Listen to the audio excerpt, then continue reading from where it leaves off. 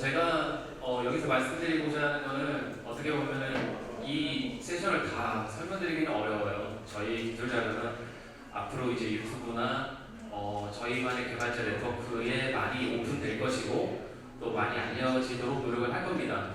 저희가 이제 영문화도 할 거고 중문화도 할 거고 또 일본어로도 바꿀 거고 그래서 이제 해외에 많은 어떤 그 개발자의 네트워크 저는 저희가 성공하려면 투자자들이 많은 것보다 저희 거를 쓸 개발자들이 많아지길 원해요. 왜냐면 저희 거 갖다 써야죠. 갖다 써서 그 비즈니스가 잘 되도록 해야죠. 그게 성공된다라는 그들의 믿음이 생겨야 이걸 갖다 쓰는 거 아니겠어요? 그래서 저희는 그걸 잘 가져다 쓸 수 있게 그런 어떤 사전의 환경을 만들기 위한 노력을 할 것이고 또 그런 문제들을 한국에서 되게 이 지역화되어 있는 이 로컬 이 지역에만 있지 않고 어떻게 해서든 뻗어나가는 방법들을 찾을 겁니다. 그리고 이제 때에 따라서는 동남아 같은 시장도 많이 노릴 건데요. 아까 교수님 설명에서 얘기한 것 중에 기억나시는 것 중에 전 세계의 금융을 사용하는 게 17억 명 정도는 지금 쓰지를 못하고 있다고 이러고 하잖아요. 생각해보세요. 페이스북이 5억 명이나 쓰니까 진짜 많이 쓰는 건 맞는데 전 지구상의 인구가 몇 명인가요? 60억 명이에요. 10% 정도 쓰는 거예요. 그 10% 정도 쓰는 기술에 되게 많은 어떤 소셜 미디어와 컨텐츠들이 되게 많이 나왔잖아요. 솔직히 이 블록체인이나 암호화폐 시장이 가지고 있는 앞으로의 미래 시장의 경쟁력은 그 잠재 고객이 있고 저희는 그 잠재 고객을 어떻게 발굴하고 또 어떻게 보면은 기존의 이 블록체인 시장은 기존에 있는 공인 인터넷 같은 그 공인 인증 시장을 탈중앙화됐다라고 생각하셔도 얼추 맞을 거라고 생각해요. 근데 그 공인 인증을 발급해주는 기관이 이제 CA잖아요. Certification Authority라고 부르는데 인증기관이죠. 우리나라 인증기관은 전체 인증시장 규모가 650억인데 글로벌의 인증시장 규모는 1조 시장이다라고 통계가 나와 있습니다. 이미. 그래서 그런 어떤 인증시장의 기존의 전통적인 체계에서는 기득권이라고 하죠. 이미 주류들이 자기만의 나와바리를 만들어놨어요. 그래서 그 영역에서 벗어난다는 게 쉽지가 않아요. 그렇다면 거기에 진입하지 못했던 또 경쟁력이 없는 많은 어떤 그 금융 소외계층들에게 새로운 어떤 비즈니스와 마이크로 페이먼트 시장의 새로운 시선을 줄 수 있지 않나 이렇게 생각하고 있고요. 제가 원래 그런 얘기들을 하기 위해서 이런 얘기들을 하는데 이제 간단한 장표만 넘어가도록 하겠습니다. 이제 원래 재작년에는 1등이 코모도였는데요. 이 CA라고 해서 이 CA가 하고 있는 역할이 있어요. 저희는 그 역할 자체를 어떻게 탈중앙하는지에 대해서 많이 고민을 했고 그런 공개 기관에 대해서 저희가 나름대로 이제 왜 저희가 에드워드 커버 쓰고 이시 타운 복사 쓰고 그런 것에 대한 배경 지식인데 그건 이제 이 자리에서는 좀 기술적인 거니까 넘어가도록 하고요. 그냥 파이낸셜 머니 그러면은 몇 가지 단어가 있어요. 첫 번째 라운드 로빈했다. 두 번째 평판 증명했다. 그리고 독자 모델 만들었고 그리고 블록체인에서 말하는 트릴레마는 속도 문제, 저장 구조 문제, 확장성 문제 이거 어떻게 해결할래? 그거를 고민하다가 우리가 여태까지 네트워크 기반을 고속으로 빠르게 했는데 그 빠르게 한 방법들이 뭐지? 고민했더니 결국 물리적인 확장과 물리적인 네트워크의 구간들을 어떻게 인베디드화 시킬 것인가를 고민했어요. 그래서 그거를 이제 예를 들어서 지금 대다수의 블록체인 그 프로젝트들이나 암호화폐들은 제 기술적이지만 RPC 이런 거 써요. RPC 리모트 프로시저 콜 이런 거예요. 뭐냐면 이제 원격지에서 데이터를 주고받기 위해서 포트가 교환하는데 저희가 그런 모델을 바꿔보려고 한 거예요. 생각해보세요. 그 RPC, 그러니까 Q로 처리해요. 그러니까 예를 들어서 선입선출이라고 해요. P4라고 하는데 First in, first out 이래요. 먼저 들어가면 먼저 처리한다는 거예요. Q죠, Q. 깔때기 같은 거예요. 먼저 들어가면 먼저 처리한다. 그럼 얘를 먼저 들어갔는데 먼저 처리하는 기술은 시간이라는 물리적인 구간을 확장하는 데 한계가 있어요. 그래서 저희가 이거를 퍽서 모델을 바꿔보는 게 어떨까? 이렇게 고민을 해서 되게 많은 시행착오들을 거쳐온 거예요. 저희가 아마 작년에 이 발표를 하거나 재작년에 했다면 어설픈 기술일지도 몰라요. 왜냐면 그 당시에는 저희의 눈높이가 기존의 모델의 눈높이에 벗어난다는 건 쉽지가 않았을 거거든요. 근데 저희가 계속 왜 속도가 안 나지? 이 물리적인 구간이 왜 어디서 문제인 거야? 왜 대역폭은 더 이상 발전할 우리가 이 대역폭을 왜 못 늘리는 거야? 이 문제를 늘리려면 어떤 접근법이 필요할까? 그래서 저희가 다양한 모델들을 고민하게 되는 겁니다. 아까 전에 이제 저희 발표 때 윤수선 수석이 얘기했던 그 중간에 뭐 주키퍼 이런 거 쓴 게 있는데 걔는 이제 분산 코디네이터라고 해서요.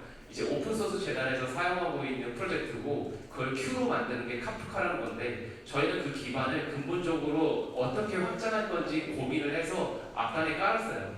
왜냐면 아니 뭐 저희가 뭐 다 잘 만들 수는 없잖아요.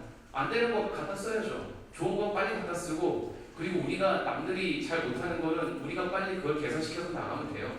그렇게 하기 위해서 우리에게 가장 적합한 현실적인 모형이 뭔지를 고민하는 게 중요한 거지. 아니 지금 우리가 당장 뭔가를 먹고 쓰고 당장 써야 되는데 이데아를 만들 수는 없어요. 우리가 이 지역에 10층 이상 못 짓는데 내가 100층 질 거야 라고 얘기하는 주장은 설득력이 떨어져요.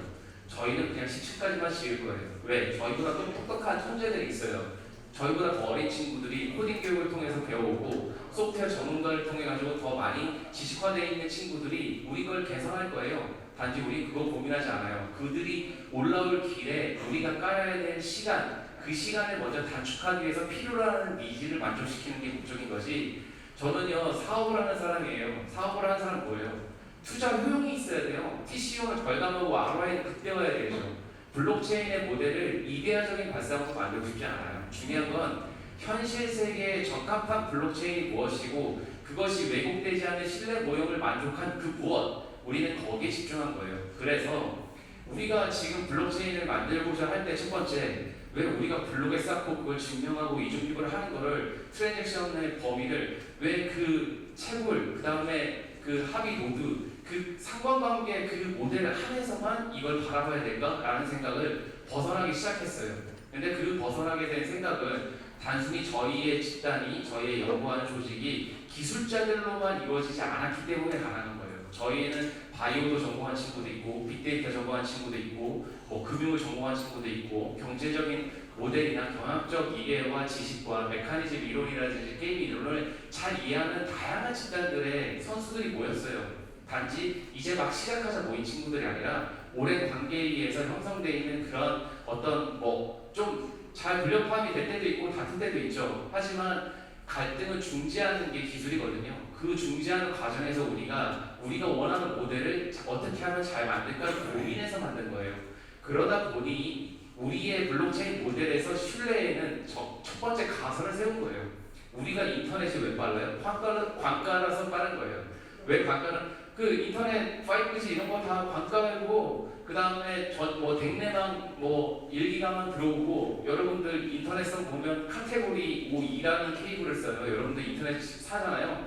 그거 가지고 100나라면 1기가 이상 빠르지 않아요.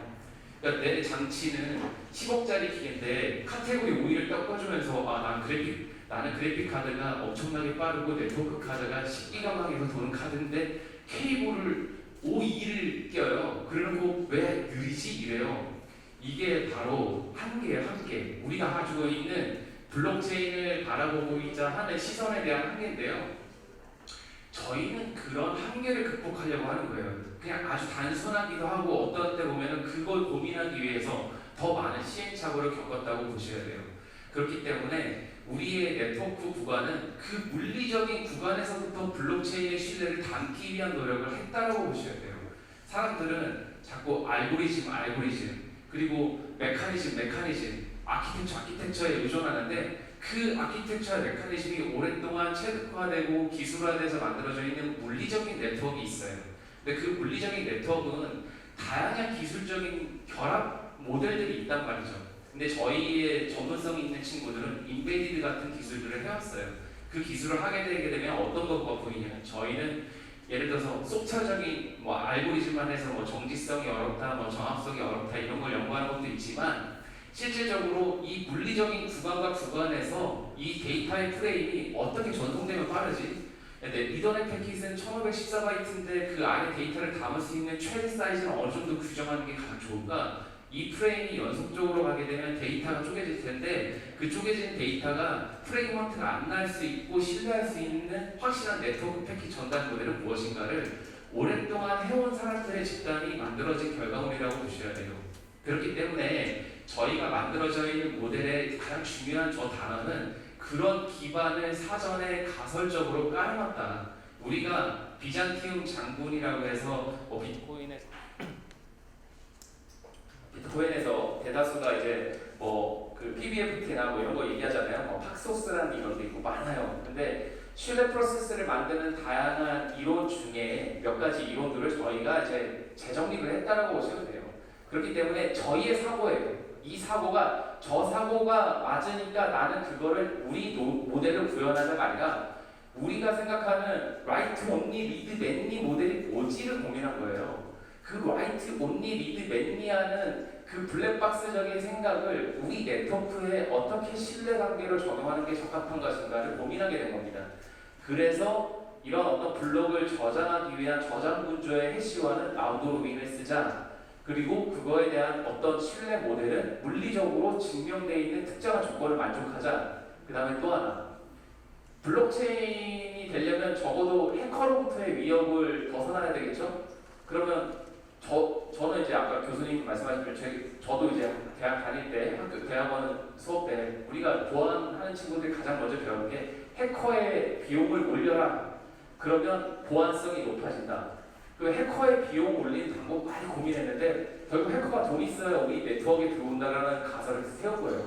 해커가 우리의 코인을 훔치거나 우리 블록을 왜곡하기 위해서 수십억을 들여야 되도록 만들 방법이 뭘까를 고민했어요. 그래서 그런 부분들이 바로 레퓨테이션, 평판이라는 모델, 그리고 그 과정에서의 증명과 위임이라는 관계가 들어가 있다는 겁니다.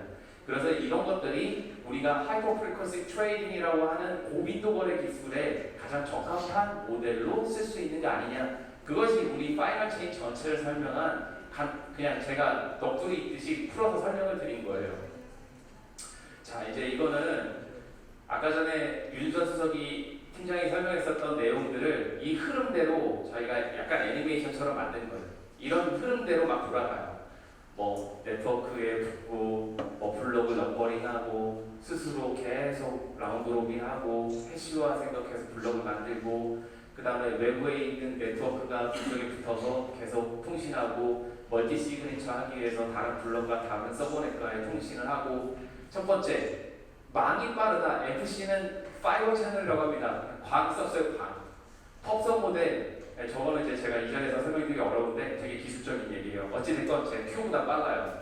저희 입증된 거고요. 그다음에 세 번째, 저희는 그냥 블록체인 네트워크고요. 네 번째, 블록체인 시장이 가지고 있는 모델 중에 TCO 절감, ROI 극대화, 저희 이런 모델 본 적 없어요. TCO 절감 뭐예요? 투자 대비 효용이 큰 블록체인이 뭐냐는 거예요. 우리의 블록체인 만들기 위해서 채굴기 돌릴래? 라고 얘기할 수는 없잖아요.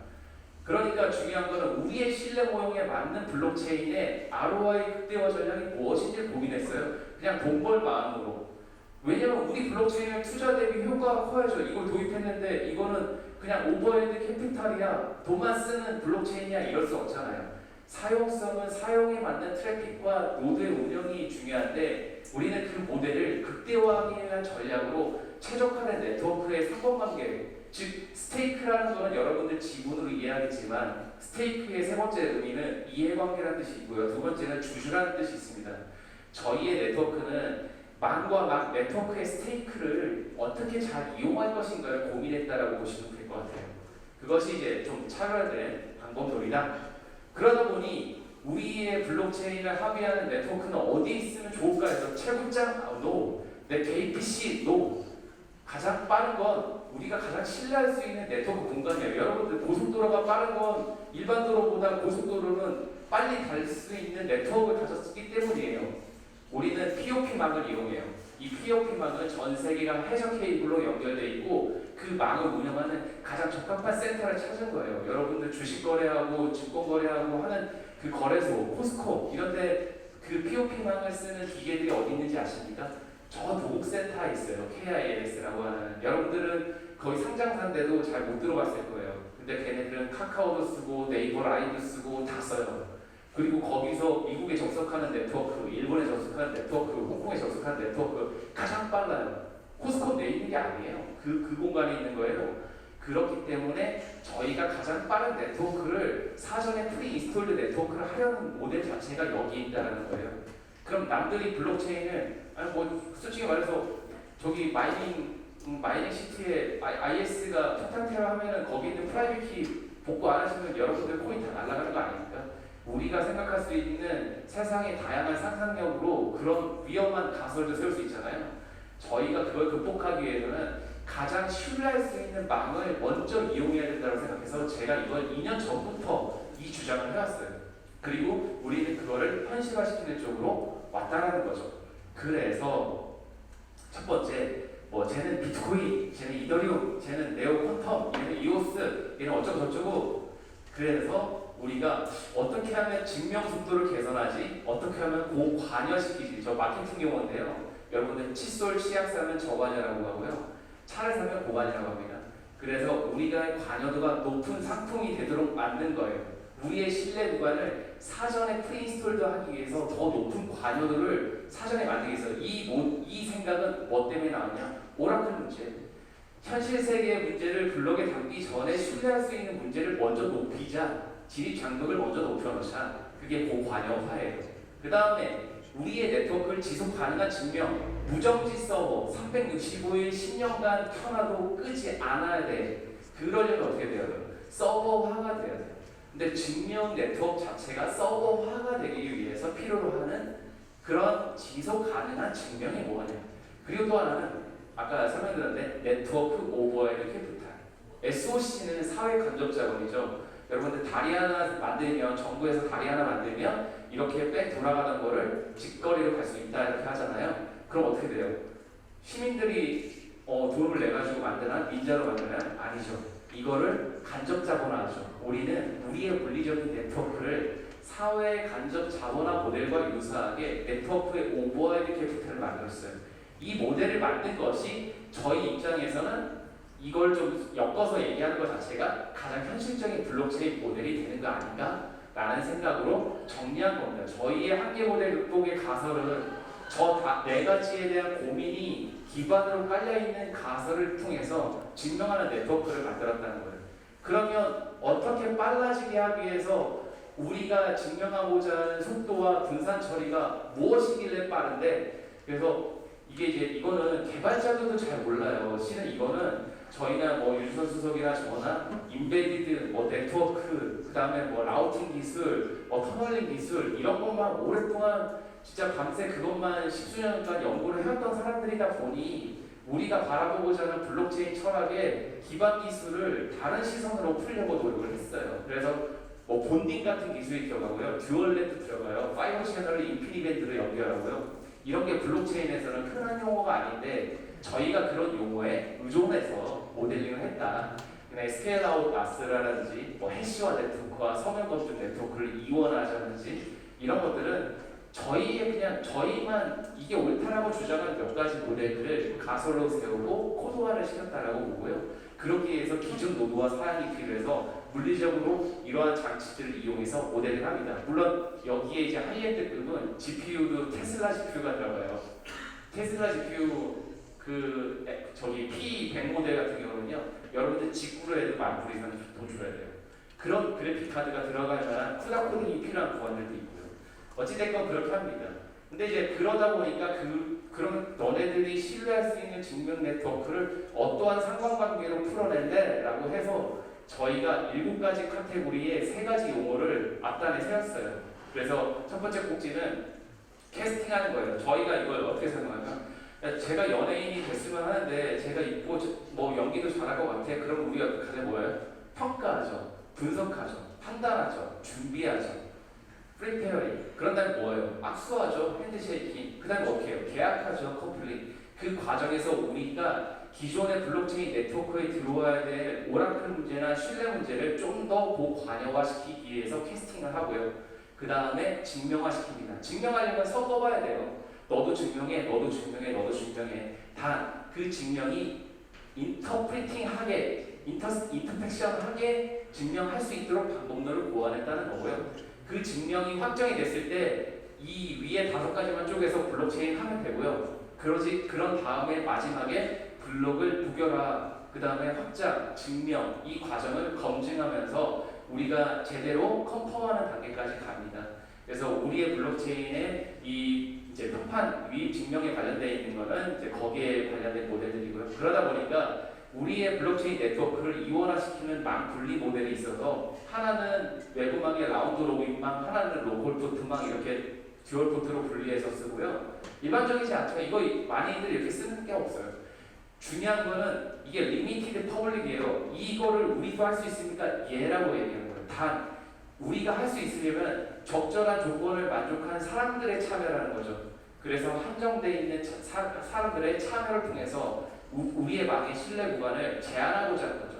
그래서 이제 이런 정도의 네트워크를 쓰고요. 그 스텝들은 이렇게 갑니다. 어려운 얘기가 넘어가고 이제 뭐 예로 뭐 이런 것도 저희가 고민을 했어요. 보통 여러분들 이제 키 지갑 만들죠. 지갑 만들면은 니모닉이라고 해서 12개 저장하시죠. 단어 24개 이게 복사해서 저장하시잖아요.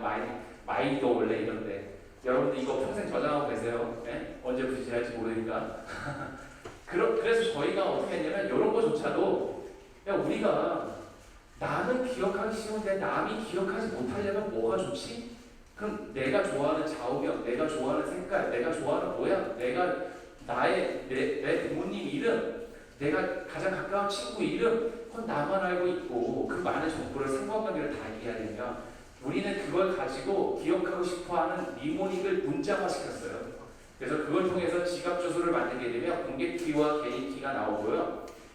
자, 뭐 위대한 것 치고 정렬없이 이루어진 것 없다. 이런 거는 내가 좋아하는 좌우명인데 나는 기억할 수 있지만 저게 제 좌우명이고 제가 이 지갑을 만든 키의 논리인지는 누가 알아요?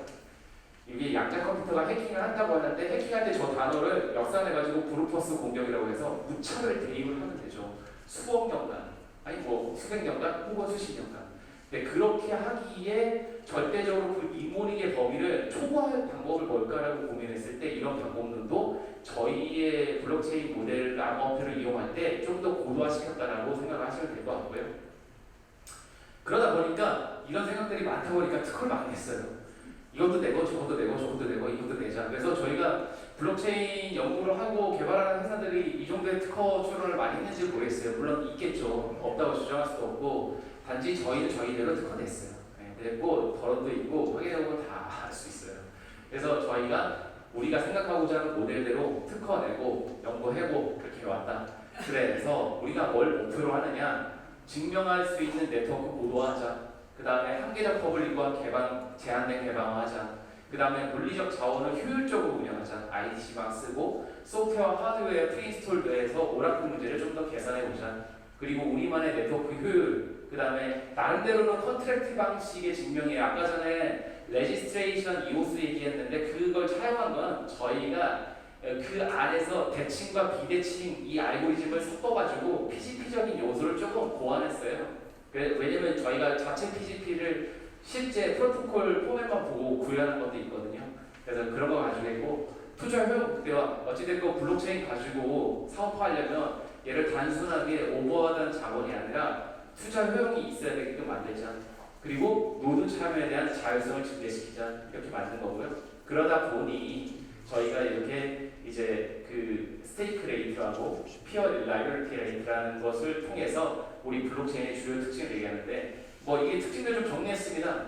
그래서 뭐 합의 범위는 뭐 퍼블릭, 뭐 델리게이트 퍼블릭, 뭐 마이닝 보상은 뭐 해시, 뭐 스테이크, 뭐 위임 지분 등등등 뭐 이렇게 얘기했고요. 뭐 저희가 조금 더 낫다 뭐 이렇게 얘기합니다. 완전히 낫다 이렇게 얘기하진 않을게요. 저희가 이제 나오면 검증 받아야겠죠. 욕도 좀 먹어야 되겠고요. 그런 과정에서 알겠죠. 그리고 이제 저희가 그런 과정에서 어떻게 하면 이제 만들어질 것인가 뭐 이런 것들을 정리해봤고요. 뭐 이건 뭐 일반적으로 저희가 좀 빠르다 뭐 이런 얘기를 주장하는 건데 이건 뭐 저희의 주장이 뭐가 중요합니까? 증명을 받아야죠. 뭐 그렇다는 얘기고요. 이런 자료들은 저희가 뭐 여러분들 이메일 주소 쓰셨으니까 다 정리해서 드릴 겁니다. 그럼 저희의 이제 이 노드가 저희 코인 안 판다고 했잖아요. 팀파운드도 없어요. 어드바이저 마케팅 다 없어요. 필요 없어요. 중요한 거는 비트코인 처음에 어떻게 했어요? 그냥 기계 돌렸어요. 저희도 그냥 기계 돌려요. 그래서 그 기계가 상원이어처럼 그 역할을 해요. 이거는 우리의 투표 시스템과 자유 운영을 위해서 만들어 놓은 모델이고요. 그 밑에 하원이어는 스테이크 홀더를 얘기합니다. 이 노드는 1레벨, 2레벨, 여기 레벨 2, 레벨 3, 레벨 4 이렇게 돼 있는데요. 이게 노드의 물리적 사양으로 저희가 이 하드웨어의 그 어떤 물리적인 레퍼런스의 수식을 되게 다양하게 오랫동안 모델링했어요. 이 모델 배경은 뭐냐면요. 무어의 법칙과 리드의 법칙이라는 거 씁니다. 무어가 옛날에 원래 지금은 KT 황창규 사장님이 만든 황해 법칙이라는 게 있어요. 반도체 집중도는 6개월마다 2배로 높아져 뭐 이런 얘기 있거든요. 무어가 그거를 1년마다 주장했던 이론을 했고요.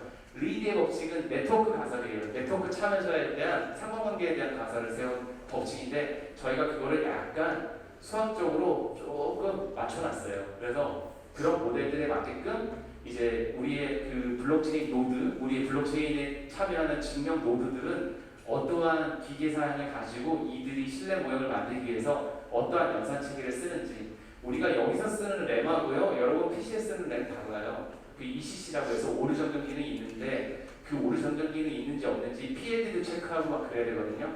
일반적인 PC 사양에서 저희 블록체인 돌리기 쉽지 않죠. 그래서 이제 그런 모델들을 노드라고 해서 타입으로 만들었고요. 저희가 이제 이런 센터들로 이제 운영해서 이게 다 해저 케이블이에요. 전 세계 해저 케이블 이렇게 깔려 있어요 이미. 우리가 여기서 여의도에서 강남까지 16km죠. 근데 우리 바다가 동해상에 있는 바다가 깊이가 200m밖에 안 된대요. 생각보다 깊지 않아요. 그런데다 이렇게 해저 케이블 깝니다. 그래서 이제 그렇게 깔려 있는 것이고 저희가 9년간 4.2억 개가 나오도록 설계했습니다. 그리고 뭐 다양한 경제 이론 했고 이렇게 보상 난이도나 수식도 만들었고요. 이건 뭐 수학적으로 나중에 이제 정말 해야겠죠. 하드웨어 사양이 높으면 보상량 증가, 네트워크 환경이 응답성이 높으면 보상량 증가, 다수의 지분이 위임되면 이자율 증가 뭐 이런 식으로 해서 나름대로 설계했고요. 아까 설명드렸던 설명을 이제 했는데 저희가 나름대로 필수 전제 조건에 대한 물리적인 구간들도 좀 만들어놨다. 뭐 이렇게 보시면 될 것 같고요. 저희의 이제 그럼 저희 거 쓰면 뭐가 좋냐? 코인으로 우선 수수료 싸요. 저희가 계산해봤는데 2억 정도의 2억 원어치의 코인을 미국으로 쐈는데 저희가 수수료 계산해보니까 7,900원 딱 나오더라고요. 그러니까 되게 싸잖아요. 네? 여러분들 2억 보내는데 7,000원 내고 보낼 수 있어요? 못 보내죠. 저희 그렇게 보내려고 지금 찾고요. 더 낮은 방법론도 찾고 있습니다. 그래서 이제 그런 식으로 모델링을 만들었다 보시면 되고요. 그리고 이제 이런 몇 가지 있어요. ERC나 뭐 BIP라든지 이렇게 비트코인을 개선하기 위해서 제한하잖아요. 근데 그렇잖아요. 내가 이 물리적인 노드의 주인인데 내가 제한해버리면 나한테 이롭잖아요. 그래서 그 제한하는 걸 지분을 가지고 있는 사람의 관점과 물리적으로 노드를 참여하는 사람의 관점이 다르도록 해석해서 서로의 보팅을 서로 상권화시켰어요. 그 역할을 침범하지 못하도록. 그 상권이 돼 있는 역할이 합의돼야만 운영 협의체를 통해서 투명하게 운영이 되겠다 해서 자체적으로 리빙넷 하려고요. 그래서 저희 블록체인의 메인넷 생태계에 덱과 토큰 이코노미에 어떻게 하면 리빙넷화 시킬까를 고민하다가 나온 모델들이고요. 현재 이거는 아직 구현 중입니다. 뭐 이전의 모델들은 다 구현을 했지만 이제 이것들은 이제 저희가 이제 마지막 정리를 해나가는 거고요. 뭐 저희가 이제 이런 거 계산해봤어요. 실제로 뭐 이게 이렇게 될 거라는 건 잘 모르겠습니다. 하지만 저희의 계산법이에요. 1년에 저희가 9년 동안 1억 개에서 4억 2천만 개 코인이 나오도록 설계해봤는데요. 1년에 1억 개가 나와요. 그러면 내가 노드가 하나면 저 1억 개 다 가져가나? 이렇게 생각하시잖아요. 아니에요. 그렇게 하면은 너무 왜곡되잖아요. 경제적으로 저희가 봤더니 137%가 무어에 맞으면 137% 늙지 않아 뭐 이런 얘기를 봤는데 그걸 보고 야 그러면 우리 거기에 맞게끔 가중치 설계를 할까? 먼저 들어온 사람한테 프리미엄을 주고 나중에 들어오면 프리미엄 없어야지. 그래서 나름대로 설계를 해봤는데 그러면은 여기 보면은 아까 레벨 2의 노드 70개가 9년간 합의그룹 10개에서 14개가 구성되면은 실제로 이게 기계 하나에서 14만 1000개가 나오더라고요. 그런데 9년간 70대밖에 없다는 뜻이잖아요. 참여자가 없다는 뜻이잖아요. 그럼 어떻게 해요? 저희가 잘 안 됐다는 뜻일까요? 잘 모르겠지만 그러면은 나오는 게 어떻게 나오냐면 1차년도에 990만 개 나오고 2차년도에 700만 개, 500만 개 이렇게 나와요. 뭐냐면은 여기 있는 노드가 받는 개수 곱하기 70개를 하면 이게 나오는데 그러면 1억 개인데 9,900만 개 나머지 발행 안 됩니다. 그랬더니 9년간 4천만 개밖에 안 되네요. 그 얘기 뭐냐면 만약에 암호화폐 시장이 없었다면 저희가 이 노드 한 대에서 이렇게 나오게 설계했을 건데 지금 시장에 가장 나은 눈높이가 뭘까를 고민해 봤더니 그 프리미엄의 가중치를 이 이상 주면 시장에서 코인이 쏟아지고 왜곡되겠다. 그걸 받아줄 제2의 손바뀜을 고려해야 되겠다는 거죠. 금융학적으로. 그래서 저희가 금융에 대한 공학적 모델에 대한 수량, 유통량, 체질량 그런 것들을 다 계산을 해봐서 알파, 세타, 감마, 다이버전스, 베이시스 다 고려해가지고 고민해서 수학적으로 엑셀을 딱 만들어서 열심히 비주얼 베이직으로 렌더링을 해봤어요. 그랬더니 저희가 이제 그거 가지고 매트랩 가지고도 좀 잠깐 돌려보고 막 그랬어요. 그랬더니 이 정도가 되면 합리적인 것 같아. 기획값이 얼마고 실제로 이게 코인 가지고 실제 게임도 쓸 거고 쓸 건데 그들이 거래할 때 이 정도의 유통량 가지고 시장이 성숙기니까 성숙기, 성장기, 그 다음에 이렇게 쇠퇴기 이렇게 가잖아요. 도입기. 그래서 우리가 그 성장 곡선의 사이클과 유사한 형태의 코인 이코노미 구조에 맞는 수량 구조를 짜야 실제로 가격 왜곡과 시장이 소화할 수 있는 물량의 손바뀜이 가능하지 않을까라고 모델링을 한 거예요. 그러니까 노드에 참여하는 사람이 적으면 우리 코인 4천만 개니까 어때요? 인플레이션 작용하겠죠. 가치의 상승분은 발행량이 줄어들면 조금 희소 가치가 늘어나니까 좋잖아요. 그렇게 모델링을 설계했다. 이렇게 보시면 될 것 같고요. 이거는 420개 노드로 설계를 했더니 그래도 1.8억 개 발행량이 생각보다 적죠. 4억 2천만 개 안 나와요. 9년 이후에는 거래되는 사람들의 수수료로만 우리 네트워크를 지배구조를 이루어 나가게끔 모델링을 짰어요. 그래서 이렇게 모델링이 되는 구조가 되더라라는 것이고요. 이건 가격적으로 한 건데 별 중요하지 않으니까 넘어가도록 하겠습니다.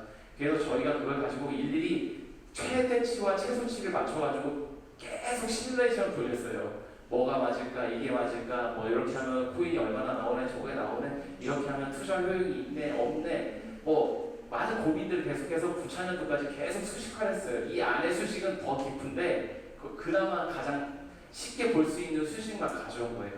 그래서 이렇게 9차년도 보상 수식의 모델이 이렇게 짜오더라. 그랬더니 우리가 생태계를 이루고 우리 코인 가지고 거래를 하고 실제 유저의 유입이 이만큼 되고 저만큼 되고 하는 것들에 대한 유통구조의 체인상 이게 우리는 코인 안 팔았지 거래소에 상장하면 코인이 노드에서만 나오는데 얼마나 나오지를 추정 가설을 세운 다음에 이걸 소화할 수 있는 대비 뭐지 막 쳤다가 게임 너네가 이 코인에 거래를 하는 데 있어서 충전 모델을 하면 너네들 유저가 이 정도 유저를 소화할 수 있으니까 우리 코인에 뒷받침해 줄 수 있는 모델이 될 거 아니겠어? 좋겠네요. 이렇게 이제 짠 거예요. 그래서 이제 이런 수식으로 유통량과 그 상황들에 대한 모델들이 나오는 것이다. 그래서 어찌됐건 DPOR 했다, HRR 했다, 그래서 빠르다, 등등등 이런 걸 한 거고 여기에 제가 설명을 더 드리고 싶지만 오라클 수합이라고 저희가 이제 따로 준비하는 모델이 있어요.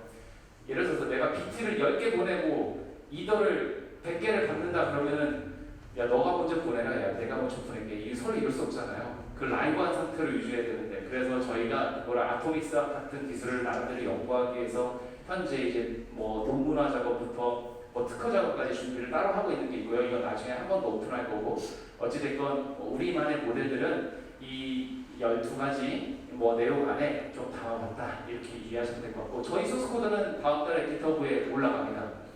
그래서 누구나가 내려받아서 컴파일하고 이제 저희가 서초 구청이나 이런 데서 해커톤도 할 거예요. 모든 학생들 다 와라. 그래서 자금 줄 테니까 너네들 우리 블록체인 메인에 만들어서 폰팅해가지고 제네시스 블록 생성한 첫 번째 팀한테 자금 줄게. 이런 행사도 할 생각이에요. 왜냐면 저희 걸 증명하려면 저희가 잘했어 이럴 수 없잖아요. 그들이 저희 걸 증명하려고 참여하게끔 계속 만들 거고 그런 것들을 높여서 실질적으로 덱 생태계도 중요하지만 그 비즈니스의 신뢰감이 우리 메인의 자체에 얼마만큼인가 그런 것들을 이제 확인하는 작업들을 할 겁니다. 아무튼 여기까지 좀 많은 얘기들을 전달한 것 같은데요. 이상으로 내용을 마치도록 하겠습니다.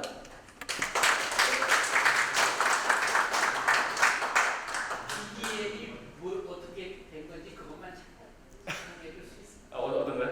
BDM, 블록체인. 그 블록체인 정의 네트워크라는 거는요. 저희가 이제 우리가 원래 소프트웨어 정의 네트워크라는 게 있어요. 그래서 이제 가상화 개념도 쓰고 그리고 온디맨드 개념도 쓰고 그런데요. 저희가 이제 블록체인을 아까 전에 프라이빗과 퍼블릭과 보상 수식을 유연하게 설계하도록 코드화 시켰어요. 그래서 우리가 생각하는 스마트 컨트랙트에 대한 개념이 블록체인 컨트랙트 자체가 스마트 컨트랙트예요. 그래서 그렇게 모델링을 하는 그걸 가변으로 다양하게 정의할 수 있는 네트워크다라고 해서 저희가 BDN이라는 용어를 꺼내서 이제 제시하고 있는 겁니다.